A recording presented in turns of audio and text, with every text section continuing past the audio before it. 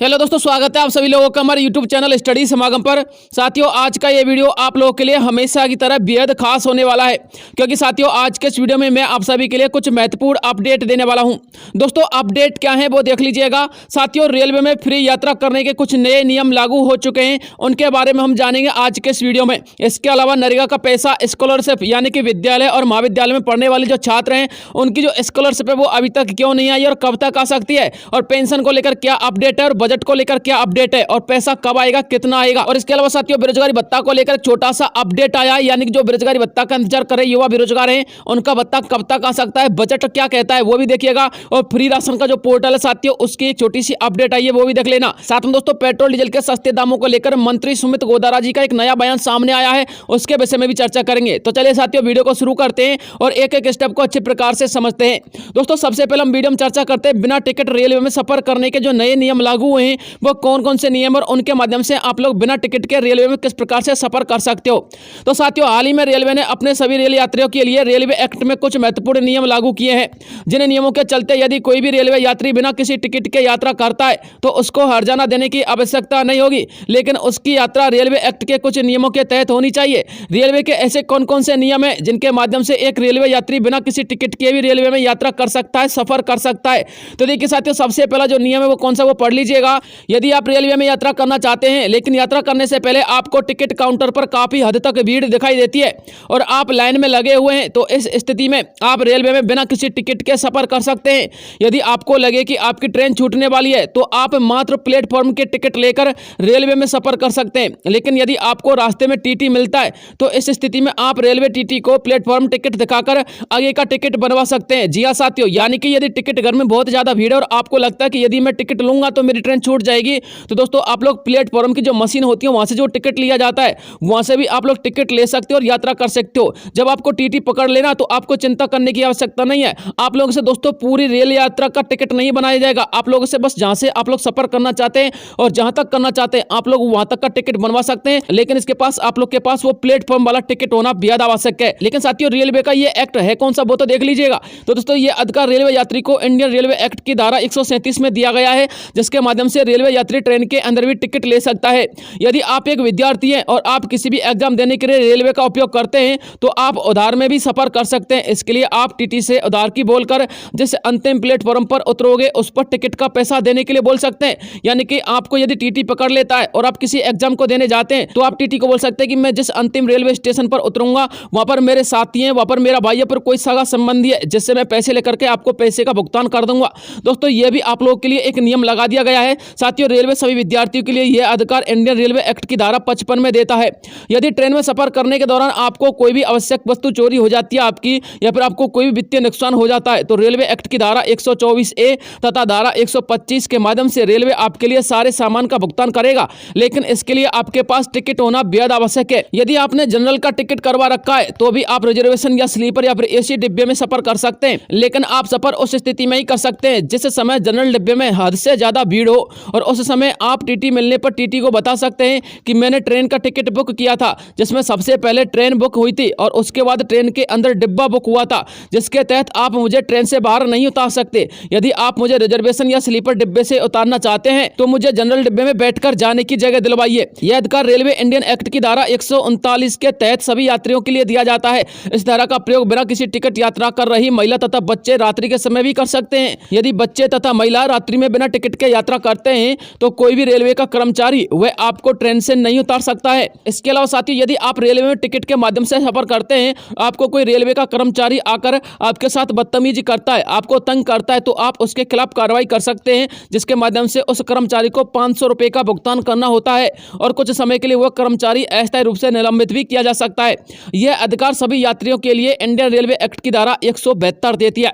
तो दोस्तों, ये कुछ महत्वपूर्ण अपडेट थी, कुछ महत्वपूर्ण अधिकार थे, कुछ महत्वपूर्ण एक्ट थे जिनको जानना आप लोग के लिए बेहद जरूरी था, जो कि साथियों रेलवे के एक्ट हैं। दोस्तों, आप सभी को पता होगा कि आजकल आम जनता रेलवे में ज्यादा सफर करती है, तो साथियों आपको यह अधिकार और यह एक्ट मालूम होने चाहिए। अब बात करते हैं साथियों आप लोग की अगली अपडेट की। दोस्तों, अगली अपडेट है पेट्रोल डीजल के सस्ते दामों को लेकर।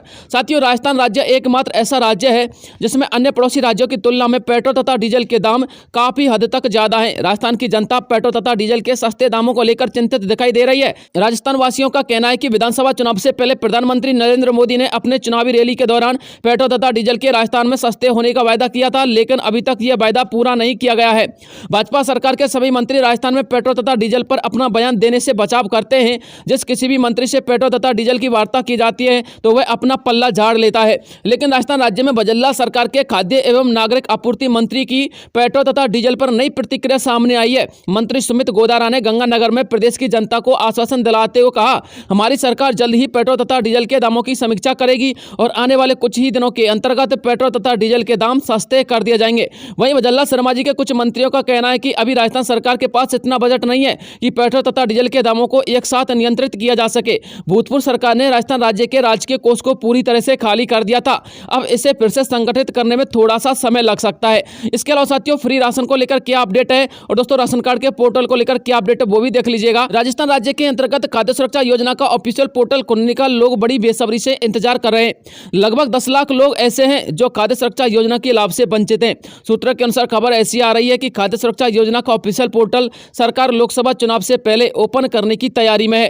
खाद्य सुरक्षा योजना के ऑफिशियल पोर्टल को सरकार अप्रैल के माह में ओपन कर सकती है, जिसके बाद से सभी नए राशन कार्ड धारकों को खाद्य सुरक्षा योजना की मुफ्त राशन योजना का लाभ आसानी से मिल सकेगा और आगामी 4 महीने का राशन सभी राशन कार्ड धारकों के लिए मुफ्त में दिया जा सकेगा। इसके अतिरिक्त यदि पोर्टल ओपन हो जाता है तो लगभग 10 लाख परिवार ऐसे हैं जो सरकार की योजनाओं का लाभ सीधा ले सकते हैं, क्योंकि बहुत से तो ऐसे परिवार हैं जिनके पास राशन कार्ड तो है लेकिन उस राशन कार्ड के माध्यम से उनके लिए खाद्यान्न नहीं मिलता। इसके अतिरिक्त राशन कार्ड अपडेट न होने की वजह से उनका राशन मिलना बंद हो चुका है, लेकिन अब ऐसी समस्या से सरकार राज्य के लोगों को जल्द ही निजात दिला सकती है, क्योंकि सरकार पोर्टल ओपन करने की पूरी कोशिश में है।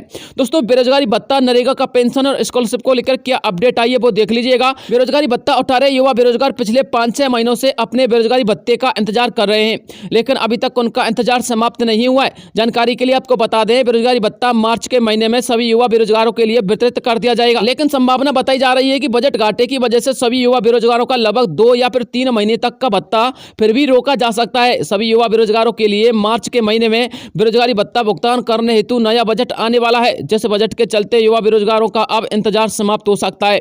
हालांकि रोजगार कार्यालय के अधिकारियों का कहना है कि 5 से 6 जिले ऐसे हैं जिनका बिल बनकर तैयार हो चुका है, लेकिन कुछ जिले ऐसे हैं जिनका पिछले महीने का भी बिल बकाया हुआ पड़ा है। जानकारी के लिए आपको बता दें, आप जिस किसी भी जिले से बेरोजगारी भत्ता उठा रहे हैं, आप उस जिले के जिला रोजगार कार्यालय के कॉन्टैक्ट नंबर से सीधा संपर्क करके अपने बेरोजगारी भत्ता के पेमेंट के संबंध में जानकारी प्राप्त कर सकते हैं।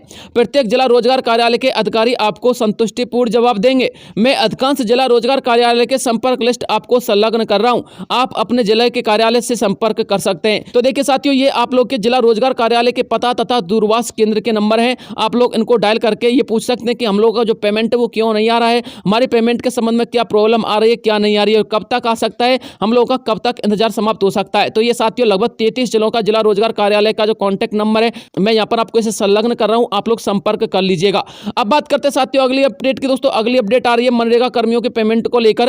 राजस्थान के साथ साथ अन्य राज्य के लोग भी मनरेगा पेमेंट का बड़ी बेसब्री से इंतजार कर रहे हैं, जिनमें उत्तर प्रदेश, झारखंड, बिहार और राजस्थान, मध्य प्रदेश के साथ अन्य कई राज्य सम्मिलित हैं। जानकारी के लिए आपको बता दें, केंद्र सरकार ने सभी राज्यों के लिए मनरेगा पेमेंट भुगतान करने हेतु राज्य स्तर पर बजट पास कर दिया है, जिसमें उत्तर प्रदेश तथा राजस्थान का बजट भी आ चुका है। राजस्थान में लगभग 820 करोड़ रुपए का बजट मनरेगा श्रमिकों का पैसा भुगतान करने के लिए दिया गया है। वहीं दूसरी तरफ उत्तर प्रदेश तथा बिहार में भी मनरेगा का पैसा आने वाले कुछ दिनों के अंतर्गत सभी श्रमिकों के खाते में ट्रांसफर कर दिया जाएगा, लेकिन राजस्थान राज्य में संभावना बताई जा रही है कि होली से पहले सभी राजस्थान वासियों का नरेगा का पैसा उनके खाते में पहुंचा दिया जाए। राजस्थान में जितने भी नरेगा में काम करने वाले श्रमिक हैं, उन सभी को एक बात का हमेशा ध्यान रखना है, यदि सभी श्रमिकों का पैसा आ भी जाए तो उन श्रमिकों का पैसा उनके खाते में नहीं आएगा जिन्होंने अपने बैंक खाते को आधार कार्ड से लिंक नहीं करवाया है। इसलिए जिन नरेगा श्रमिकों ने अपना बैंक खाता आधार कार्ड से लिंक नहीं करवाया है तो वो आधार कार्ड से लिंक करवा लें और डीबीटी को इनेबल जरूर करवा लें, ताकि पैसा आते ही आप लोग के खाते में सीधा ट्रांसफर हो जाए।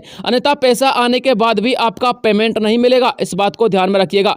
राजस्थान में पेंशन लाभार्थियों के साथ साथ विद्यालय तथा महाविद्यालय में पढ़ने वाले छात्रों की स्कॉलरशिप का पैसा भी अटका हुआ है।